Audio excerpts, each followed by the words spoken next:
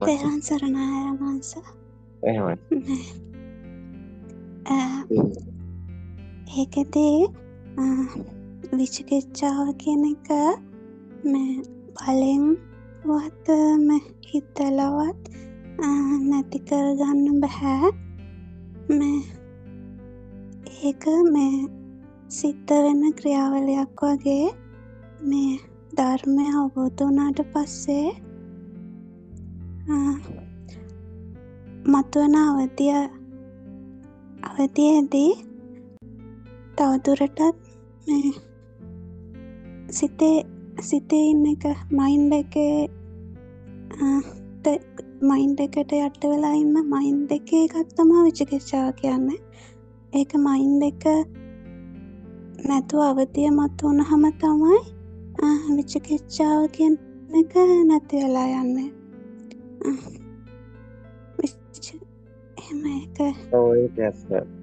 Mind එක තමයි විචිකිච්ඡාව තියෙන්නේ. ඇත්තටම දැන් මයින්ඩ් එක කියන්නේ දැන් සිතුවිලිනේ නේද? සිතුවිලි වල තමයි විචිකිච්ඡාව තියෙන්නේ. සිතුවිලි වල ඉන්නකම් විචිකිච්ඡාව තියෙනවා. ලෝකයේ ඇත්ත වෙලා ඉන්නකම් විචිකිච්ඡාව තියෙනවා. කෙනෙක් ඉන්නකම් විචිකිච්ඡාව තියෙනවා.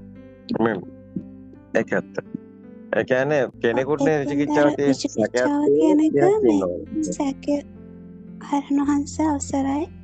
ඒකෙදී මේ විචිකිච්ඡාව සැකය කියන එක මේ මයින්ඩ් එක සාමාන්‍ය මනසේ සිතක තියෙන ස්වභාවික තත්ත්වයක්. ඔය කියන්නේ සාමාන්‍ය මනසේ ස්වභාවය. අවධිය මතුවනහම තමයි ඒක තේරෙන්නේ. මේක මේ සැකයක්. ඒක සැකේ නැති වෙලා යන්නේ ඒ විදියට. ඒ කියන්නේ ඇත්තටම කිව්වොත් දැන් මයින්ඩ් එකේ ඉන්නකම් කොහොමවත් විචිකිච්ඡාවක් එනවා. ඒ කියන්නේ මයින්ඩ් එකෙන් තමයි විචිකිච්ඡාව එන්නේ. නේද? සැකේ එන්නේ විචිකිච්ඡාව එන්නේ මයින්ඩ් එකෙන්. දැන් බුද්ධ ආදී අටතෙන් කෙරේ සැකේ කියනකොට විවිධාකාර ප්‍රතිකඩයන් තියෙනවා මේකේ කතා කරන්න. ඒ කියන්නේ දැන් සමහර දැන් සාමාන්‍ය මිනිස්සෙක් හිතනවා බුද්ධ කියලා කෙනෙක් ඉන්නවා කියලා. ධර්මය කියලා දැන් මේ දෙයක් තියෙනවා. ත්‍රිපිටකය තමයි ධර්මය කියලා හිතන්නේ. දැන් සංඝ කියලා හිතන් ඉන්නේ භික්ෂුන් වහන්සේලා. දැන් එතකොට දැන් තෙරුවන් පවා වැරදියට එතකොට දේවල් කරගෙන තියෙන්නේ. එතකොට දැන් බුද්ධ ආදී අටතෙන් කෙරේ සැකේ කියන එකට එන්න නම් විචිකිච්ඡාව දුර වෙනවා කියන්න නම් මේ ඇත්තටම කිව්වොත් එයා සත්‍ය දැනගන්න ඕනේ. සත්‍ය සැක සංකා නැතුව එයාට තහවුරු වෙන්න ඕනේ. එතකොට එයාට මෙතන මේ ලෝකේ දැන් ආත්මය කියන්නේ මොකද? ආත්මය කියන්නේ දෙයක් වගේ දැනෙන එක. ඒ කියන්නේ මේ ලෝක සංඥා තමයි ආත්ම සංඥාව. එතකොට දැන් පුටුව තියෙනවා. අම්මා ඉන්නවාද? ගෙදර තියෙනවාද? මම ඉන්නවාද? දැන් මම කියලා කෙනෙක් ඉන්නවාද? දැන් මේ හැම දෙයක්ම තියෙනවා කියලා යන්තම් හරි දැනෙනවා නම් ඒක විචිකිච්ඡාව. ඒක සැක සංකා නැතුව මෙහෙම දෙයක් නැති බවට යට තහවුරු වෙන්න ඕනේ. එතකොට ඒ සැක සංකා නැතිව මෙවැනි මේ අපිට පේන, ඇහෙන, දැනෙන, අපි හිතන සිතුවිලි එකක්වත් ඇත්තක් නොවන බව තහවුරු වෙන්න හොඳ මෙනෙහිවීමක් අවශ්‍යයි. හොඳ විදර්ශනා ඥානයක් අවශ්‍යයි. ආලෝකයේ තියෙනවද? දැන් උදාහරණයක් ගත්තොත් ආලෝකයේ තියෙනවද? ශබ්දයේ තියෙනවද? එහෙම නැත්නම් මේ උණුසුම සීතල තියෙනවද? එහෙම නැත්නම් මේ ගඳ සුවඳ තියෙනවද? මේ රස තියෙනවද? මේ එකක්වත් තියෙනව නෙමෙයි.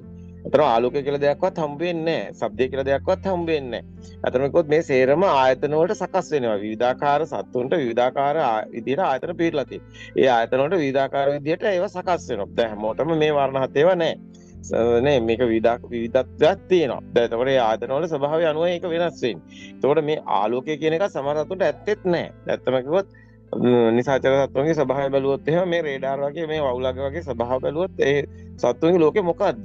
ඒ ලෝකේ මෙහෙම එකක් තියෙනවා. දැන් ඇත්තටම අපි අද සර්ච් කරා මේ ගැලැක්සි එකේ ඇත්තටම කිව්වොත් ශබ්ද ගැන. ඒකට බැලුවාම මේ භූමියේ ශබ්ද පවා. එහෙම නැත්නම් මේ ගැලැක්සි එකේ තියෙන ශබ්ද ඇත්තටම ශබ්දයක් තියෙනවා වාතයේ තියෙන්න ඕනේ කියලා විද්‍යාඥයන්ගේ අදහසක් තියෙනවා. නමුත් එහෙම නැතුවත් මේක අපේ මේ ভাইබ්‍රේෂන් එකක් ගැන මේ ভাইබ්‍රේෂන් එක අහන් හිටියනම් කවුරු හරි අත්‍තරම ආරන්සේ ගොඩාක් අධීක්ෂණය කරා ඒ රික්තකයක් තුළ කොහොමද ඒක වෙන්නේ? ඒක වෙන්න පුළුවන්ද කියලා. එහෙමනම් එතන අකම්පිත වෙන්න ඕනේ. එහෙනම් එතන කම්පිතයක් වෙන්නේ කොහොමද? අත්‍තරම මේ සද්ද දරා ගන්න බැරි තරම් සද්දයක් අභ්‍යවකාශය තුළ එහෙම කොහොමද සකස් වෙන්නේ කියන්නේ. මම විශේෂයෙන්ම උල්කාපාත එහෙම නැත්නම් මේ ස්වභාව. ඒතකොට මේ කම්පණය කියන එක එහෙම නැත්නම් මේ මේක ආලෝකයක්වත් ශබ්දයක්වත් ඇත්තක් නෙමෙයි. මේ අපේ ආයතන වල සකස් වෙච්ච මේ එකක්වත් ඇත්ත නෙමෙයි. එතකොට දැන් මේ ආලෝකය ඇත්ත වෙලා තියෙනවා. දැන් අපි හිතමු දැන් ලෝකයේ ඇත්ත වෙලා තියෙන තාක්කල් මේ ලෝකේ තියෙනවා කියන සැකයක් දැන් සාමාන්‍ය මනුස්සයර මේ ඔක්කොම තියෙනවා. අම්මා ඉන්නවා, තාත්තා ඉන්නවා, ඉර තියෙනවා, හද තියෙනවා, මේ සේරම තියෙනවා, ලෝකෙත් තියෙනවා. මේ ඔක්කොම ඇත්ත වෙලා දැන් මෙයා ජීවත් වෙනවා මේ එයාගේ මේ ලංකාව කියලා හදාගෙන, පෘථුවිය කියලා හදාගෙන, ආලෝකයේ ශබ්දය හදාගෙන, ඉරහඳ කියලා හදාගෙන, අම්මා තාත්තා කියලා හදාගෙන, ගෙවල් දොරවල් කියලා මේ හැම එකක්ම මේ ගහකොළද, සතාසිව්පාවද, වතුරද, අහසද, පොළවද, එහෙම නැත්නම් පාටද, වර්ණද මොකද්ද සංඥාව? ඒ ඇත්තද ඒ සංඥාව? ඇත්තටම බැලුවොත් එකක්වත් ඇත්ත නෙමෙයි. දැන් ඒක කොහොමද සැක සංකා නැතුව දුරු වෙන්නේ? දැන් බුද්ධ ආදී අටතෙන් කෙරේ සැකේ දුර වෙනවා කියන්නේ මේ බුද්ධ කියන්නේ අපි ඊයේ කතා කරා මේ බුද්ධ කියන්නේ. දැන් බුද්ධ කියන්නේ මොකද්ද?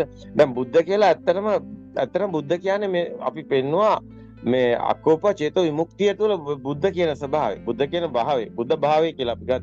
බුද්ධ භාවය කියන්නේ මොකද්ද මේ?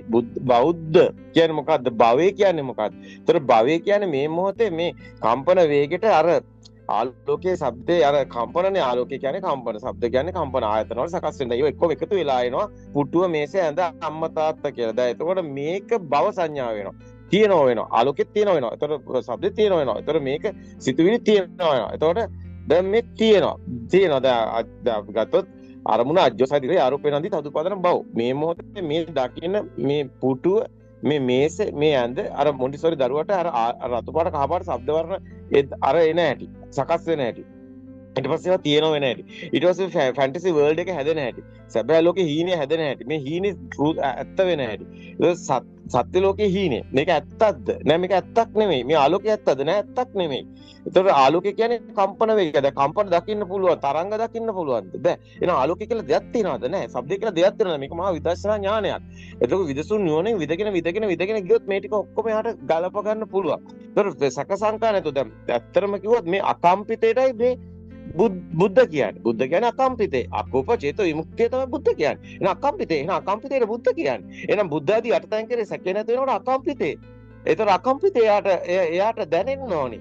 එයාට ෆීල් වෙන්න ඕනේ. එහෙනම් මේක සිතුවිලි වලින් ඉන්න තාක්කල් සැකේ තියෙනවා. එයා අත්දකින්න තාක්කල් සැකේ තියෙනවා. දැන් කියන එක හරි. අත්දකින්න තාක්කල් සැකේ තියෙනවා. මේක ගැඹුරු මාතෘකාවක්. මේක මහා මේ නිකන් මේ එහෙම මේ බොළඳ කතාවක් නෙමෙයි. මේක මුළු ධර්මස්කන්ධයම මෙතන තියෙනවා. විචිකිච්ඡා කියනකොට. ඇයි? මේකේ අවිද්‍යාවයි දුර වෙන්නේ. මුළු සසරෝගෙම නිමා වෙනවා. මේ දැක්ක කියන්නේ මුළු සසරෝගෙම උග්ගටි තන්නයි. උග්ගටි තන්නයි කියන්නේ මේ දකින්න මොහොතේ මෙයාට සැකසංකා නැත්තම් එයා ඒක ප්‍රත්‍යක්ෂ නම් එයා ඒකාන්තයෙන් මේ මොහොතේම එයා නිවන් දකිනවා. ඒක නවත්තන්න බෑ. ඒකට හේතුව එයාට ආයි සැකසංකාවක් නැහැ. එයා දන්න හොඳට මේ ආලෝකයේ ඇත්තක් නෙමෙයි. මේ සද්දෙත් ඇත්ත නෙමෙයි. මේ අපිට හිතන සිතුවිලි එකක්වත් ඇත්ත නෙමෙයි. එතකොට එයා සත්‍ය දකින්නේ කොහොමද? එයාට මේ ආයතන වලින් පිට අත්දැකීමක් නැහැ. ඒතකොට ආයතන වලින් තොර අත්දැකීමක් නැත්නම් එයා ආයතන වලට කොටු වෙලා මේ සිතුවිලි වලට කොටු වෙලා මේ මායාව ඇතුලේ එයාට සත්‍යයක් හම්බෙන්නේ නැහැ. ඒතකොට නමුත් එයා මායාව දකිනවා. ඒක විදගෙන නුවණින් එයාට සත්‍ය දකින්න තියෙන එකම එකයි ඒ ප්‍රඥාව, ඒ ඥානෙ. ඒ ඥානයන් අවදි වෙන්න ඕනේ. ඒ ප්‍රඥාව අවදි වෙන්න ඕනේ. එහෙනම් එයාට යුද්ධයක් තියෙනවා. එහෙනම් ඒ බුදුන් වහන්සේ කරපු යුද්ධය තියෙනවා. ඒ බුදුන් වහන්සේ ත්‍රිලෝකනාථ සම්මා සම්බුද්ධ කියන්නේ විශාල යුද්ධයක්. තුන් ලෝකෙම ජය ගන්නවා. 31 ලෝකෙම ජය ගන්නවා. ඒ කොහොමද? මේ සේරම කම්පිත ලෝක. මේ අකම්පිතේ කියන්නේ එක මානයක්වත් නැහැ. සියලු කම්පිත මානයන්. එහෙනම් එකමාන, දිමාන, ත්‍රිමාන ඔක්කොම තියෙන්නේ කොහෙද? මේ කම්පිත වෙලා. එහෙනම් අකම්පිත කියන්නේ මානයකින් තොර කතාවක්. කිසිම මානයකට යටත් නැති වෙනස්ම කතාවක්. එහෙනම් මේ විශ්වයේ කෙලවර මේ මොහොතේමයි කියලා රෝහිත අතර කිව්වා වගේ මෙතන ඔබ සත්‍ය ඔබ විශ්වයේ කෙලවරනේ හොයන්නේ. විශ්වයේ කෙලවර නොදක නිවන් දකින්නේ නැහැ කිව්වා. එහෙනම් විශ්වයේ කෙලවර මොකද්ද? මේ අකම්පිතේ. එහෙනම් බුද්ධ ආදී අටතෙන් කරේ සැකේ දුර වෙනවා කියන්නේ බුද්ධ සැකේ දුර වෙන්න ඕනේ. එහෙනම් ධර්මයේ සැකයක් නැති වෙන්න ඕනේ. එහෙනම් ධර්මතාවය දකින්න ඕනේ. ධර්මයේ දැක්කොත් බුද්ධ දකින්න ඕනේ. එහෙනම් මෙතන සැක සංකා නැතුව අකම්පිතේ එයාට දැනෙන්න ඕනේ. එහෙනම් එතන එයාට මේ හැම සකස් වෙන කිසිම අරමුණක මේ සකස් වෙන කිසිම අනිමිත්තක කිසිම සිතක යට ඇත්තක් හම්බ වෙන්න බෑ. එහෙනම් බුද්ධ ආදී අටතෙන් කරේ සැකේ දුර වෙනවා කියන්නේ බුද්ධේ කංකති ධම්මේ කංකති සංඝේ කංකති පුබ්බන්තේ කංකති අපරන්තේ කංකති පුබ්බන්ත අපරන්තේ පටිච්චසමුප්පාද ධම්මේසු කංකති සික්ඛේ කංකති කියන්නේ කුමක්ද? සත්‍ය පුජ්‍යලේ කොටස භාවයක් අත්දකින්න.